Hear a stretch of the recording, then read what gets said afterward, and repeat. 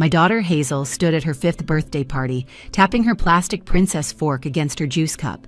The metallic clicking sound cut through the afternoon chatter like a tiny bell demanding attention.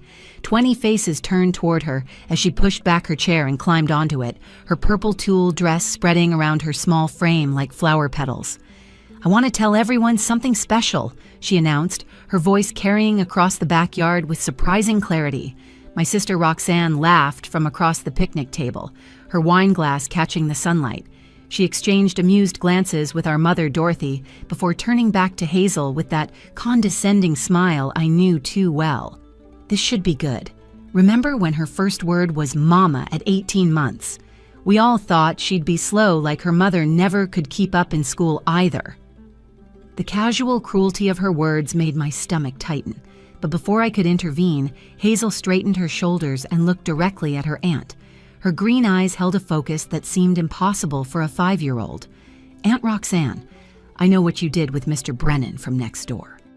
The entire backyard seemed to freeze. Someone's fork clattered onto a paper plate. My brother-in-law, Victor, who'd been laughing at something my father, Gerald, had said, turned slowly toward his wife. Hazel continued, her small voice now the only sound in the yard. "I heard you on the phone when you thought I was napping. You told him you love him. You said Uncle Victor bores you. You said you only stay for the money and the house."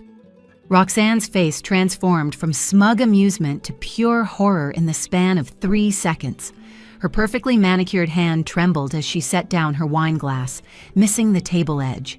The glass shattered on the concrete patio, red wine spreading like blood. "That's ridiculous!" Roxanne's voice came out as a shriek. "She's making things up. Children have wild imaginations. Victor, you can't possibly believe a 5-year-old who barely even talks most of the time." But Hazel wasn't finished. She stood steadier on her chair, like a tiny prosecutor delivering closing arguments. "Last Tuesday, you told Mr. Brennan you wished Uncle Victor would just disappear. You were crying in his blue truck behind the grocery store. I saw you when Mommy and I went shopping. You were kissing him." The backyard erupted. My mother gasped and covered her mouth. My father stood up so fast his lawn chair tipped backward. Victor's face had gone from confusion to a dangerous shade of red. Roxanne knocked over the entire punch bowl in her desperation to stand, pink liquid cascading across the white tablecloth and onto the grass. "Victor, please let me explain." She reached for her husband, but he stepped back like her touch might burn him. "Explain what? That my 5-year-old niece knows more about my marriage than I do?" His voice was deadly quiet, worse than if he'd screamed. Roxanne's perfectly composed face crumbled. Mascara streaked down her cheeks as she stumbled toward the house, her high heels catching in the grass. "This isn't happening! This cannot be happening!" She crashed through the back door, her sobs echoing through the screen. The door slammed so hard the frame shook. Through the kitchen window, we could see her collapse against the counter, her shoulders heaving. Hazel climbed down from her chair with careful precision and walked over to me. She slipped her small hand into mine and looked up with those penetrating green eyes that had fooled everyone into thinking she was slow. "I'm not slow, Mommy," she said, loud enough for everyone to hear. "I just knew that listening teaches you more than talking, but sometimes you have to tell the truth, even when it hurts. You taught me that lying breaks families apart. Aunt Roxanne was breaking ours." The remaining guests stood frozen in a tableau of shock and disbelief. My nephew Colton had started crying, not understanding why his mother had run away. Birthday cake sat untouched, candles still unlit. Pink streamers fluttered in the breeze, a mockery of celebration against the devastation that had just unfolded. Victor finally moved, walking toward the house with the measured steps of a man approaching his execution. Before he reached the door, he turned back to look at Hazel. "Thank you," he said simply, then disappeared inside. My mother sank into her chair, aging 10 years in 10 seconds. Dear God, what just happened? My father put his hand on her shoulder, but his eyes were on me and Hazel.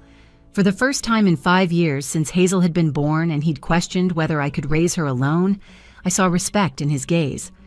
"The truth happened," Hazel said, squeezing my hand tighter, "and now everyone knows I was never slow. I was just waiting for the right moment to speak up." The party was over. The secret was out. and my 5-year-old daughter had just detonated a bomb that would reshape our entire family's future with nothing more than a few carefully chosen sentences and the courage to speak them aloud. 5 years ago, I became a single mother when Hazel's father, Brandon, abandoned us 3 weeks after her birth. He stood in the doorway of our cramped apartment, his duffel bag already packed, and announced he'd taken a job on an Alaskan fishing vessel. "I can't do this, Melinda. I thought I could, but I can't. I'm suffocating here." He left behind a colicky newborn, a devastated 27-year-old mother, and 6 months of unpaid rent. I never heard from him again, not even a birthday card for Hazel or a single child support payment. My parents, Dorothy and Gerald, welcomed us into their spacious 2-story colonial in Westbrook, the same house where I'd grown up alongside my older sister, Roxanne. The pale yellow walls still displayed our childhood photos in chronological order, from gap-toothed school pictures to Roxanne's elaborate wedding portrait. My father converted his home office back into my childhood bedroom, adding a crib where my desk once stood. "Family takes care of family," my mother declared, though her tone suggested I should be grateful for their charity rather than secure in their love. Those early months tested every ounce of strength I possessed. I'd enrolled in nursing school just before Brandon left, determined to build a stable future for my daughter. My days consisted of classes and clinical rotations, while my nights belonged to Hazel and her unpredictable sleep schedule. I'd rock her in the old wooden chair my grandmother had passed down, studying anatomy flashcards by nightlight, while she fussed against my shoulder. My mother would often appear in the doorway at 2 in the morning, her silk robe perfectly tied, suggesting that maybe formula would help Hazel sleep better, that maybe I was doing something wrong. Working nights as a pediatric nurse at Westbrook General became my reality once I graduated. The schedule allowed me to be home during Hazel's waking hours, though it meant surviving on 3 or 4 hours of broken sleep. I'd arrive home at 7:30 in the morning, just as my parents were having breakfast, and take over Hazel's care, so my mother could attend her book club or grocery shop without the burden of babysitting. The arrangement worked, but it came with a price: constant commentary on my parenting choices. My sister Roxanne would visit every Sunday without fail, arriving in her spotless white Mercedes with her husband Victor and their son Colton in tow. Victor owned Greenscape Landscaping, the largest landscaping company in the county, and Roxanne had built a successful career as a real estate agent, specializing in high-end properties. They lived in a 5-bedroom house in the new development across town, complete with a pool and a 3-car garage. Sunday dinners became performances where Roxanne showcased her perfect life while subtly highlighting everything wrong with mine. "You really should try harder to find a father figure for Hazel," Roxanne would say while arranging her homemade quinoa salad on the table, a dish she knew I didn't have time to make. "Children need structure and male influence. Look at Colton. He's already reading at a 2nd grade level, and his teachers say he's gifted. Having both parents makes such a difference." The comparison started before Hazel could even walk. When she didn't take her first steps until 14 months, Roxanne made sure everyone remembered that Colton had walked at 10 months. "Every child develops at their own pace," she'd say with false sympathy while exchanging worried glances with our mother. When Hazel's first word came at 18 months, a soft "mama" whispered during bath time, the whispers began in earnest. I overheard them in the kitchen one evening while I was putting Hazel down for her nap. Roxanne's voice carried through the thin walls as she helped. Our mother washed dishes. "Maybe Hazel's just slow, Mom. I mean, let's be honest, Melinda barely graduated high school. She only got into that nursing program because they needed to fill spots. The apple doesn't fall far from the tree." "Don't be cruel, Roxanne," my mother had replied, though her protest lacked conviction. "Some children just develop differently. We have to be patient." Patient or realistic? That child barely makes eye contact. She just sits there during meals playing with her food. When Colton was that age, he was asking constant questions, engaging with everyone. Hazel acts like she's not even present. But I knew my daughter better than they did. Behind those watchful green eyes was a mind that absorbed everything like a sponge. She'd sit quietly during family dinners, carefully cutting her food into tiny pieces while the adults talked over her head, assuming she understood nothing. They discussed everything in front of her, Roxanne's real estate deals, my father's opinions about the neighbors, my mother's criticism of my parenting, and their theories about why Brandon really left. They spoke as if Hazel was furniture, present but not conscious, slow but not suffering. They were catastrophically wrong about my daughter. Hazel understood everything, remembered everything, and was waiting for exactly the right moment to prove it. The real trouble started 3 months before Hazel's 5th birthday, when Roxanne's behavior shifted in ways that made everyone uncomfortable. She began arriving late to our Sunday dinners, breezing through the door 30 minutes after the agreed time with elaborate excuses about showing houses to difficult clients. Her phone, which used to sit ignored in her purse during family meals, now lived next to her plate, lighting up with constant messages that made her smile in a way Victor hadn't inspired in years. "Everything all right with that client?" I asked one evening as she hastily typed another response, her manicured nails clicking against the screen. "Mind your own business, Melinda. Not everyone's life revolves around being a single mother stuck in their parents' house." The venom in her voice shocked everyone at the table. She immediately softened, touching my hand with fake concern. "I'm sorry. That was uncalled for. The real estate market is just crazy right now. There's this new client who's incredibly demanding, wants to see houses at all hours." Victor seemed oblivious to the changes, or perhaps he'd simply grown used to being ignored.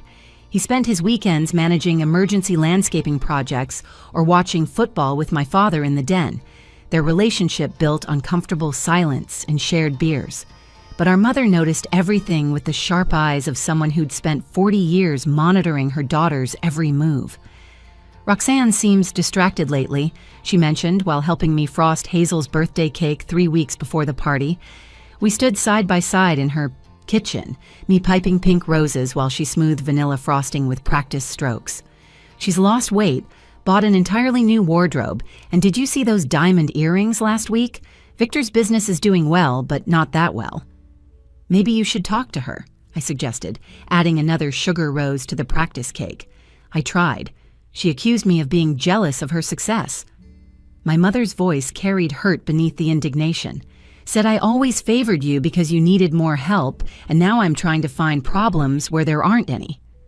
Meanwhile, Hazel had become increasingly clingy around me and noticeably withdrawn whenever Roxanne visited. She'd previously tolerated her aunt's condescending baby talk and head pats, but now she actively avoided being alone with her. During bath time one evening, as I helped her wash her hair, she asked me a question that made my blood run cold. "Mommy, why does Aunt Roxanne tell lies?" I kept my voice steady while rinsing shampoo from her dark hair. "What do you mean, sweetheart?" "She tells Uncle Victor she's at house showings, but she's not." Hazel splashed her rubber duck with unusual focus. "She meets the man with the blue truck, Mr. Brennan, who lives next door to Grandma. They sit in his truck behind the food mart and kiss." My hand stilled in the warm water.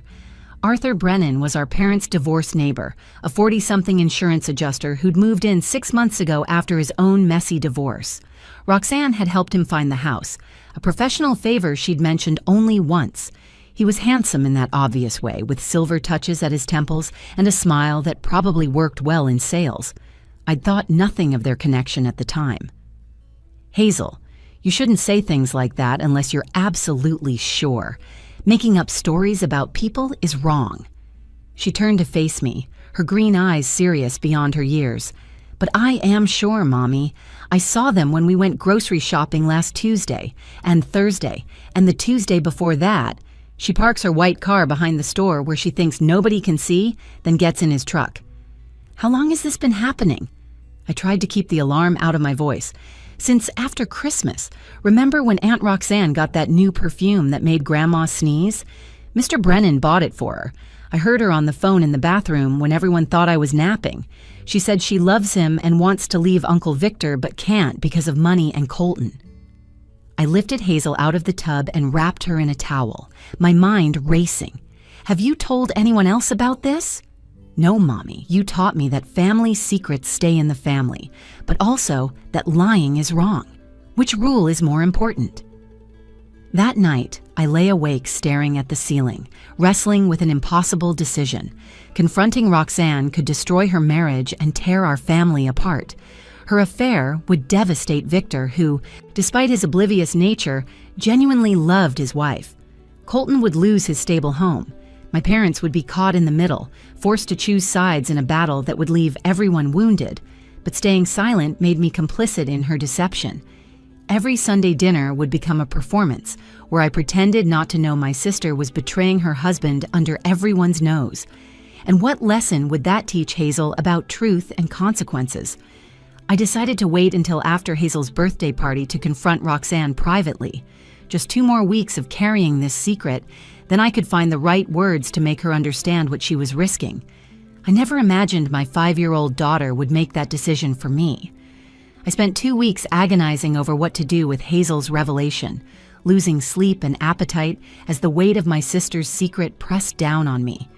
Each night after my hospital shift, I'd stand in Hazel's doorway watching her sleep, wondering how a 5-year-old had become the keeper of such adult destruction. The Thursday before her birthday party, I finally made my decision. I would pull Roxanne aside after the celebration and give her an ultimatum to either end the affair or tell Victor herself. The morning of Hazel's 5th birthday arrived with perfect June weather, sunny but not too hot, with a light breeze that would keep the backyard comfortable. I woke at dawn despite having worked until 3 in the morning, adrenaline overriding exhaustion. The party was scheduled for 2 o'clock, giving me just enough time to transform my parents' backyard into the unicorn wonderland Hazel had requested. My father helped me string pink and purple streamers between the oak trees, while my mother arranged tablecloths on the rental tables.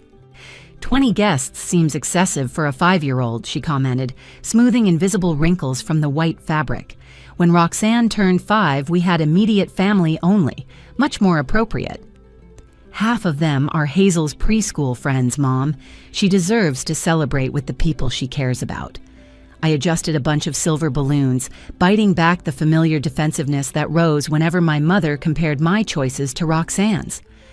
Roxanne arrived at noon, supposedly to help with preparations, but immediately disappeared into the guest bathroom with her phone. I could hear her muffled voice through the door, urgent and emotional. When I knocked to check on her, she claimed she was handling a client emergency.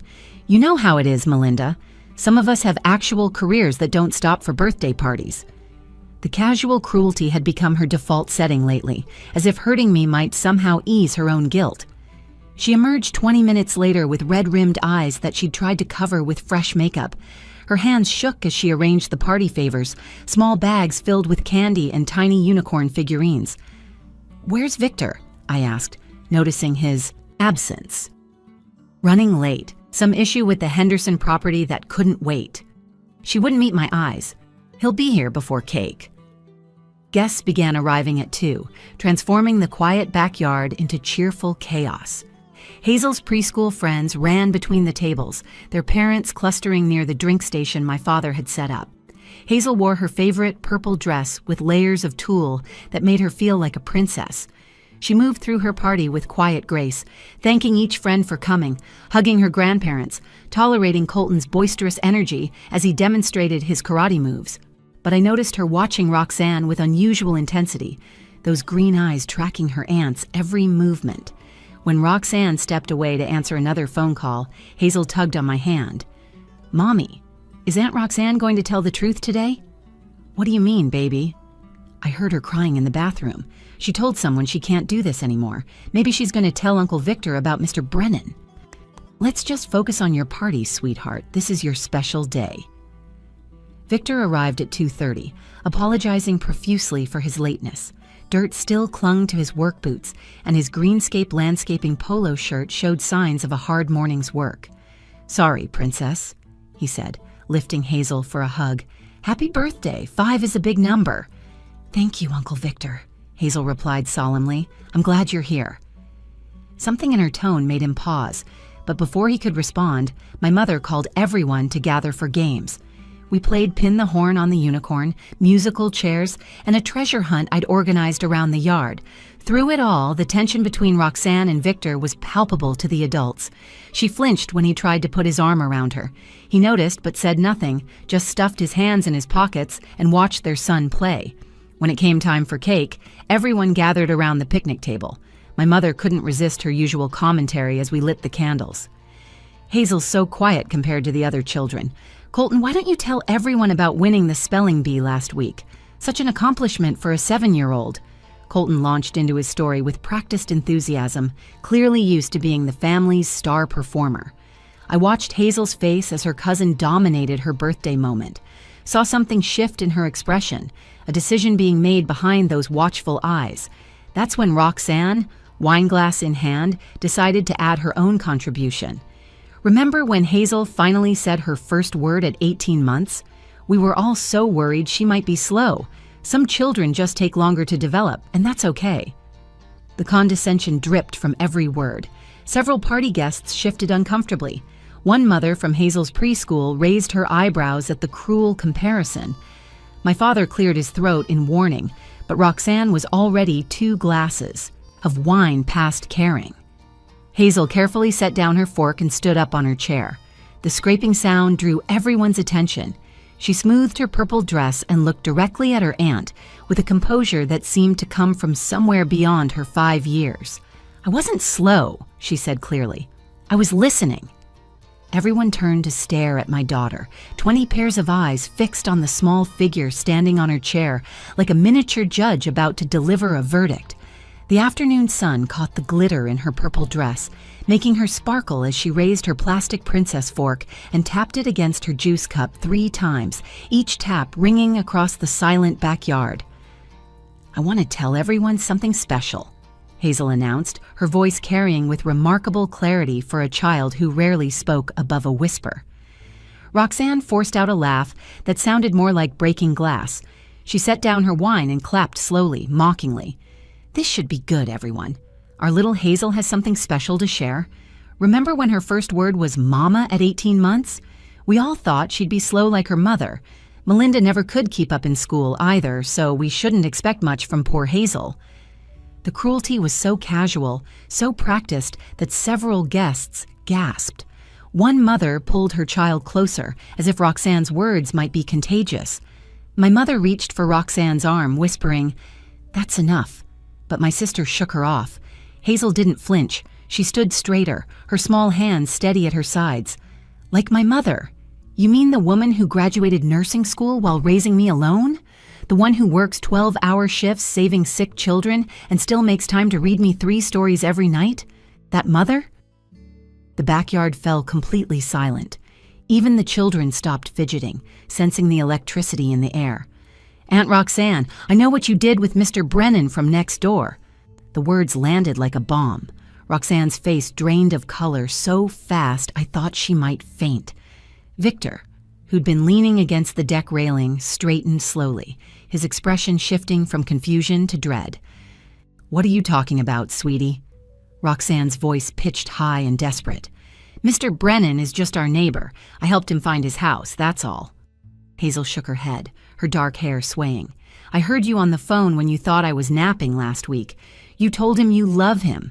You said Uncle Victor bores you and you only stay for the money in the house. You said you wish Uncle Victor would just disappear so you could be with Mr. Brennan forever." "That's ridiculous," Roxanne shrieked, standing so abruptly her chair tipped backward. "She's making things up. Children have wild imaginations. Victor, you can't possibly believe a 5-year-old who barely even talks most of the time." But Hazel wasn't finished. She turned to face Victor directly, her green eyes full of sympathy that no 5-year-old should have to feel. "Last Tuesday, Aunt Roxanne told Mr. Brennan she wished you would disappear. She was crying in his blue truck behind the food mart. I saw them when Mommy and I went shopping. They were kissing. She had her hand on his face like how people do in movies when they're in love." Victor's face had gone from red to white to an alarming shade of gray. "Tuesday? You said you were showing the Harrison property until 8. "She was at Mr. Brennan's house," Hazel continued, her voice gentle but relentless.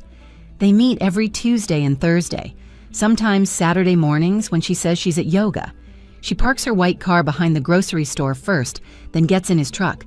Last month she gave him a key. I saw it when they were in Grandma's driveway. It had a pink ribbon on it." My mother gasped, her hand flying to her chest. "A key? To our house?" "To her house," Hazel clarified. "I heard her say the code for the alarm too, 4567. She said Uncle Victor was too predictable, that he'd never think to check their credit card statements for the hotel charges. That detail broke something in Victor. He turned to Roxanne with eyes I'd never seen before, empty and devastated. Hotel charges? Our credit cards? Roxanne was sobbing now, mascara streaming down her face in black rivers. Victor, please let me explain. It's not what she's making it sound like. Then what is it? His voice was deadly quiet. What possible explanation could you have for why my 5-year-old niece knows about hotel charges on our credit cards? She's lying. She has to be lying. Roxanne spun toward me, her eyes wild. You put her up to this. You've always been jealous of me, of my success, my marriage, everything. You coached her to say these things. Hazel climbed down from her chair with careful dignity and walked over to me. She took my hand and faced the crowd of stunned guests. My mommy didn't know anything. I never told her because I was trying to figure out the right thing to do. But then Aunt Roxanne kept saying mean things about both of us, calling us slow and stupid. She thinks children don't understand anything. She thinks being quiet means being empty. She looked up at me with those wise green eyes. I'm not slow, Mommy. I just knew that listening teaches you more than talking. But sometimes the truth needs to be said, even when it hurts. You taught me that lies break families apart. Aunt Roxanne was breaking ours with her lies. Roxanne knocked over the punch bowl in her desperate attempt to flee, pink liquid cascading across the white tablecloth and spattering the shocked guests. She stumbled toward the house in her high heels, wailing incoherently. The back door slammed so hard behind her that the frame cracked. The party ended within minutes of Roxanne's dramatic exit. Parents quietly gathered their children, murmuring polite excuses about needing to get home. Some squeezed my shoulder in silent support as they left, while others couldn't meet my eyes, uncomfortable witnesses to our family's public destruction. The preschool mothers exchanged meaningful looks that told me this would be the talk of every playdate for months to come. Victor stood frozen in the backyard for several long minutes before finally walking toward the house with measured steps. He paused at the door and turned back to Hazel, who still held my hand tightly. "Thank you for telling me the truth," he said simply. "You're braver than any adult I know." Then he disappeared inside where we could hear Roxanne's hysterical sobbing and his calm, broken voice asking her to stop lying, to just stop lying for once. My father began mechanically cleaning up the overturned punch bowl while my mother sat at the ruined table, staring at the birthday cake with its unlit candles. "I should have seen it," she kept repeating. "A mother should know when her daughter is destroying her life." The divorce papers were filed within 2 weeks. Victor had hired a forensic accountant who discovered that Roxanne had opened 3 credit cards without his knowledge, charging thousands in hotel rooms, expensive dinners, and gifts. The pink-ribboned key Hazel had mentioned led to the discovery that Roxanne had been planning to empty their joint savings account and disappear with Arthur Brennan to Arizona, where he'd already secured a job transfer. Arthur Brennan himself vanished the night of the party, loading his blue truck and leaving without notice. His house stood empty for 3 months before selling to a young family who knew nothing about the scandal he'd left behind. Roxanne moved into a cramped apartment downtown, her real estate career crumbling when word spread about her affair. High-end clients didn't trust agents who lied to their own families. The custody battle was swift and decisive. Victor got primary custody of Colton, who struggled to understand why his mother now lived in a different house and cried every time he left her apartment. Roxanne was granted weekends, but even those visits grew sporadic as she spiraled into depression and wine bottles. But the most profound change happened within our immediate family. 3 weeks after the party, my mother came to my room late one evening. She sat on my bed, something she hadn't done since I was a teenager, and took my hand. "I owe you an apology, Melinda. I owe you years of apologies. Mom, you don't have to..."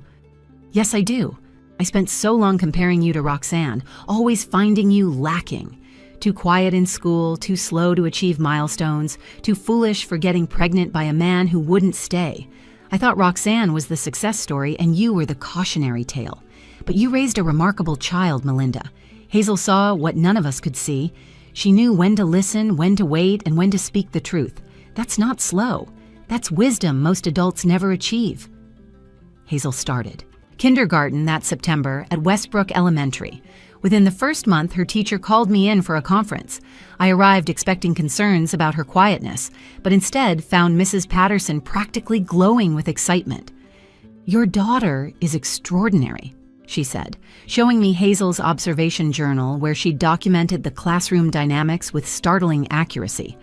She's identified which children need friends, who's struggling with reading, and even noticed that our janitor, Mr. Franklin, has been limping and suggested we get him a chair for when he empties trash cans. This level of emotional intelligence and observation is rare. Has she ever been tested for giftedness? People always thought she was slow because she didn't talk much as a toddler, I admitted. Mrs. Patterson shook her head firmly. The quietest children often see the most. Hazel processes everything before she speaks. That's not a deficit, it's a superpower. 6 months after the birthday party, Roxanne reached out through our mother, asking to see Hazel. We met at a park on a gray December afternoon. Roxanne looked older, thinner, her designer clothes replaced with a simple coat and jeans. She knelt in front of Hazel, tears already forming in her eyes. "I need to apologize to you," she said, her voice hoarse. "I said terrible things about you and your mother. I was cruel and wrong. You were never slow. You were the smartest person in our family, the only one brave enough to tell the truth when it mattered." Hazel studied her for a long moment, then stepped forward and hugged her aunt. "Everyone makes mistakes, Aunt Roxanne, but you have to tell the truth to fix them. Lies are like poison. They make everything sick until someone is brave enough to stop drinking them." As we drove home that day, Hazel asked me, "Mommy, why do adults think children don't understand things?" "Because sometimes adults forget that being quiet doesn't mean being empty," I told her, watching her in the rearview mirror. "You taught our whole family that listening is just as powerful as speaking, maybe even more powerful." She smiled, wise beyond her 5.5 years. I knew my first word was important, so I waited until I had something real to say. And I knew the truth at my birthday was important too. Sometimes you have to hurt people to help them stop hurting themselves and others. That night, as I tucked her into bed, I realized my daughter had given our family a gift wrapped in painful truth. She'd shown us that the ones we dismiss as slow might just be the ones watching closely enough to see what really matters. The secret she revealed didn't just end Roxanne's marriage. It ended our family's toxic cycle of judgment and pretense. It forced us all to see that intelligence isn't measured in early milestones or constant chatter, but in knowing when to speak and what truths need to be told. Sometimes the smallest voices carry the biggest truths. Sometimes a 5-year-old's courage to speak up can save an entire family from drowning in their own lies. And sometimes the child everyone worries about becomes the one who teaches everyone else how to truly see. My daughter's first word was "mama" at 18 months. But her first truth at 5 years old changed everything. She reminded us that families built on lies will always crumble, but those rebuilt on truth, no matter how painful, can finally heal. The birthday party that destroyed one version of our family gave birth to a better one. One where quiet wisdom is valued over loud performance, where truth matters more than appearance, and where a little girl's patient observation saved us all from continuing to live a lie. If you enjoyed this story about family secrets and the wisdom of children who see everything, please give this video a thumbs up. Share it with someone who understands that the quietest voices often have the most to say. Comment below if you've ever experienced a moment when a child's innocent observation revealed a profound truth. And don't forget to subscribe to our channel for more powerful stories about families, truth, and the unexpected moments that change everything. Thank you for watching, and remember, sometimes the greatest wisdom comes from the smallest voices.